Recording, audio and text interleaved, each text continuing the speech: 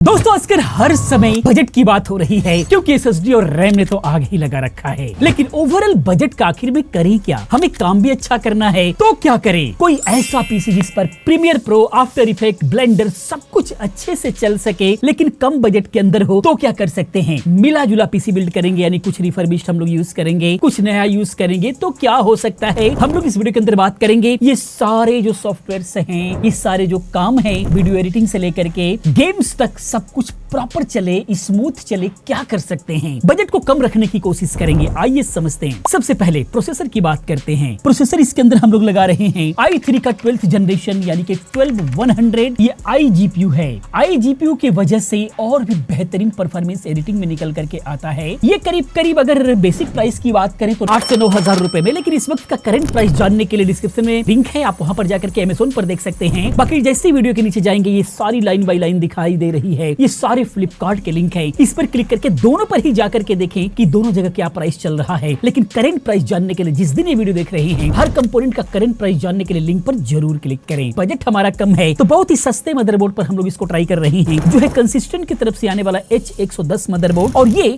1 साल से हम लोग लगातार यूज कर रहे हैं। सस्ता है काफी, करीब 5000 रुपए के आसपास में मिल जाता है। सबसे बड़ी बात कि 2 इस पे SSD लग जाती है, एक M.2 NVMe SSD लगती है और एक SATA SSD लग जाती है। इस पर जो हम लोग रैम लगाएंगे हमारे पास ऑलरेडी है, जब सही प्राइस था तो हमने स्टॉक में ले लिया था। ये Corsair Vengeance का LPX DDR4 3200 मेगाहर्ट्ज वाली जो है रैम है, जिसका बेसिक प्राइस एक 8 GB का प्राइस 1800 से 2000 रुपए हुआ करता था। अभी बहुत ज्यादा प्राइस है। जरूरी नहीं है कि आप यही लगाएं, लेकिन कम से कम 16 GB लगाएं। ये 16 GB इसके अंदर लगा हुआ है और इसका प्राइस करंट क्या चल रहा है देखें एक बार। कई सारे ब्रांड का मैंने लिंक दे रखा है, यही जरूरी नहीं है, लेकिन सही प्राइस में मिल जाए तो इसका जवाब नहीं है। बहुत अच्छी रैम है। SSD और रैम में ही तो आपको एक्स्ट्रा पैसा देना पड़ेगा क्योंकि इसी में तो आग लगी पड़ी है। SSD की बात करें तो कंसिस्टेंट का 256 GB हम लोग इसके अंदर टेस्टिंग के लिए यूज कर रहे हैं। अगर वर्किंग के लिए लेना चाहते हैं तो कम से कम 500 GB या 512 GB जरूर होना चाहिए। बेसिक प्राइस की बात करें तो ये 1500 से 1800 रुपए के बीच में आती थी 256 GB, अब ये 3000 से ऊपर मिलेगी। इसके बाद सबसे बड़ी बात कि बिना ग्राफिक कार्ड का वीडियो एडिटिंग, रेंडरिंग हो गया,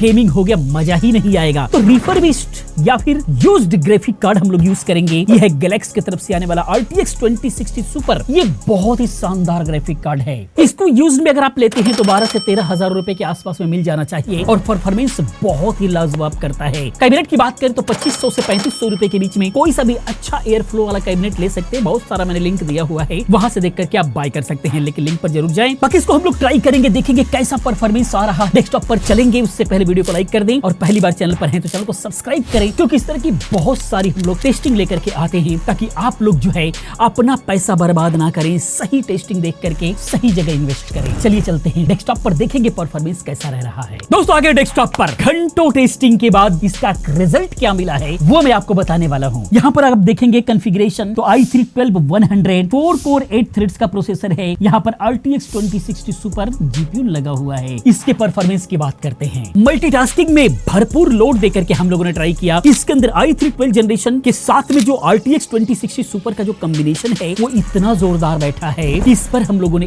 एक ही साथ बारी बारी नहीं, फोटोशॉप की हैवी फाइल, प्रीमियर प्रो एक एडिटिंग की फाइल, साथ में ब्लेंडर, आफ्टर इफेक्ट, चारों हैवी सॉफ्टवेयर को एक बार खोल करके रखा। फोटोशॉप पर देर तक हम लोगों ने काम करने की कोशिश किया, कोई भी दिक्कत नहीं आई। इसका रिजल्ट ये कहता है कि आप हैवी जो है एल्बम वगैरह डिजाइन कर सकते हैं। कोरल ड्रा साथ में मिक्स करके आप ग्राफिक डिजाइनिंग भी कर सकते हैं। कहीं पर आपको लैग देखने को नहीं मिलेगा। इसके साथ में हम लोगों ने प्रीमियर प्रो को ट्राई किया। 12 से 13 मिनट की वीडियो है, काफी सारे इफेक्ट्स वगैरह लगा करके हम लोगों ने देखा, काफी अच्छा रिजल्ट रहा है। बहुत ही अगर प्रो लेवल की एडिटिंग करना चाहते हैं तो आप i5 का 12 जनरेशन लगा लेंगे तो और मजा आ जाएगा। लेकिन हाँ, रेंडरिंग में भी बहुत अच्छा स्पीड इसका मिलता है। ब्लेंडर में काम बहुत अच्छे से करने की कोशिश किया, बहुत अच्छे से चला है। साथ में ही आफ्टर इफेक्ट भी बहुत अच्छा रोल निभाया है। लेकिन हाँ, जनरल जो मार्केट में आजकल के काम हो रहे हैं, ये सारे प्रोजेक्ट पर आप जो है आराम से काम कर सकते हैं। बाकी बेंचमार्क की बात करें तो CPU बेंचमार्क के लिए हम लोगों ने चलाया Cinebench 2024, जिसका स्कोर आप देख पा रहे हैं। Cinebench R23 भी हमने चलाया, उसका भी स्कोर देख पा रहे हैं। और Geekbench चलाया, जिसका सिंगल कोर परफॉर्मेंस और मल्टी कोर परफॉर्मेंस आप देख पा रहे हैं। इससे CPU का अंदाजा आपको मिल जाएगा। और GPU की बात करें तो उसके लिए 3D Mark हम लोगों ने चलाया, जिसका स्कोर देख पा रहे हैं। Geekbench OpenCL चलाया, Geekbench Vulkan चलाया, इन सभी का स्कोर आपके सामने है। PC Mark 10 भी हमने चलाया, जिसका स्कोर आप देख पा रहे हैं। बहुत ही कमाल का, इससे आपको आइडिया लग जाएगा। प्रोडक्टिविटी में लाजवाब रहा, आपने देखा ही। लेकिन गेमिंग का क्या? देते हैं आकाश को, उसके बाद मिलते हैं, देखते हैं गेमिंग में क्या परफॉर्मेंस रहता है, उसके उसके बाद कंक्लूजन पे बात करेंगे। तो वापस आ चुके हैं एक और बार गेमिंग वाली बातचीत करने के लिए। टाइम वेस्ट नहीं करूंगा, सीधा गेमिंग स्टार्ट करते हैं। तो सबसे पहले हमने चालू करी है इस पीसी में काउंटर स्ट्राइक 2, जिसकी हमने सेटिंग रखी है वेरी हाई पर। बेसिकली हमारा जो पीसी है वो भी बहुत ज्यादा